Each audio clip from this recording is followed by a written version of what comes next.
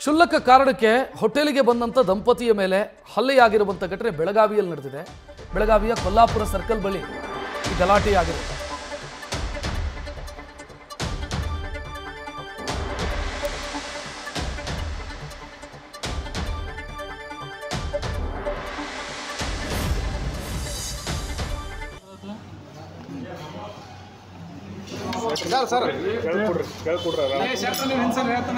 ನನ್ನ ಒಟ್ಟು ನಾನು ಹಿಂದೆ ಕುಣಿಸತ್ತೀರಿ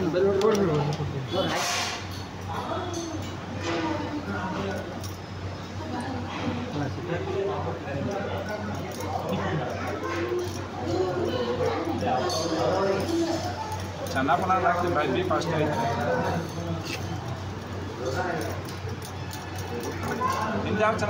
ಎಲ್ಲರಿಗೂ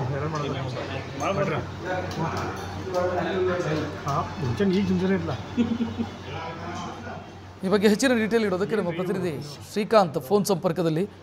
ಶ್ರೀಕಾಂತ್, ಹೊಡೆದಾಡ್ಕೊಳ್ತಾ ಇರುವಂಥ ದೃಶ್ಯವನ್ನು ಗಮನಿಸ್ತಾ ಇದ್ದೀವಿ. ಏನು ಕಾರಣ, ಏನಕ್ಕೆ ಈ ರೀತಿ ಬಡ್ದಾಡ್ಕೊಳ್ತಾ ಇದ್ದಾರೆ?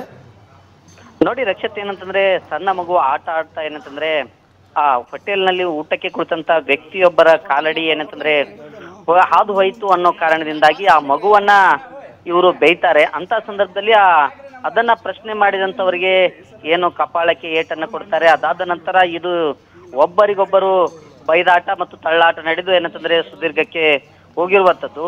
ಇದು ಬೆಳಗಾವಿ ವೈಭವ್ ನಗರದ ನಿವಾಸಿಯಾಗಿರುವಂತ ವಕಾಬ್ ಸೇರ್ಖಾನ್ ಎಂಬುವರ ಮೇಲೆ ಈ ರೀತಿಯಾದಂತಹ ಹಲ್ಲೆ ನಡೆದಿರುವಂತದ್ದು.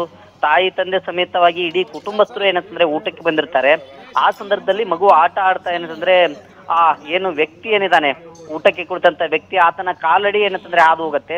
ಆಗ ಮಗುವಿಗೆ ಈತ ಬೈತಾನೆ. ಬೈದಂತ ಸಂದರ್ಭದಲ್ಲಿ ಕುಟುಂಬಸ್ಥರು ಅದನ್ನ ಪ್ರಶ್ನೆಯನ್ನ ಮಾಡ್ತಾರೆ. ಪ್ರಶ್ನೆಯನ್ನ ಮಾಡಿದಂತ ಸಂದರ್ಭದಲ್ಲಿ ಅದು ವಾಗ್ವಾದಕ್ಕೆ ತಿರುಗಿ ನಂತರ ಹಲ್ಲೆಗೂ ಸಹ ನಡೆದಿರುವಂತದ್ದು. ಈ ಕುರಿತಂತೆ ಏನಂತಂದ್ರೆ ಮಾಳಮಾರುತಿ ಠಾಣೆ ಪೊಲೀಸರು ಪ್ರಕರಣವೂ ಸಹ ದಾಖಲಾಗಿರುವಂತದ್ದು. ಈ ಏನು ಹಲ್ಲೆ ನಡೆಸಲಾಗಿದೆ, ಪರಸ್ಪರ ಏನಂತಂದ್ರೆ ಹೊಡೆದಾಟವನ್ನ ಮಾಡಿಕೊಂಡಿದ್ದಾರೆ.